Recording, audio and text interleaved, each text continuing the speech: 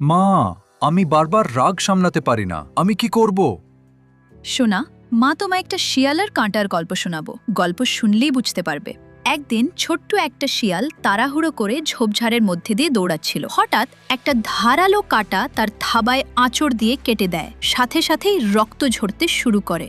ছোট শিয়ালটা ব্যথায় লাফাতে থাকে। রাগে তার চোখ জ্বলজ্বল করে ওঠে। সে ভাবে কাঁটা ইচ্ছা করে তাকে আঘাত করেছে। সে পাগলের মতো কাঁটা গাছকে কামড়াতে থাকে। ফলে তার মুখ ভর্তি রক্ত হয়ে যায়। কিন্তু সে থামতে পারে না। সে তার ধারালো থাবা দিয়ে কাঁটাকে ছিঁড়ে ফেলার চেষ্টা করে। শেষে সে রক্তের স্রোতে পড়ে যায় আর কোনোদিনও উঠতে পারে না।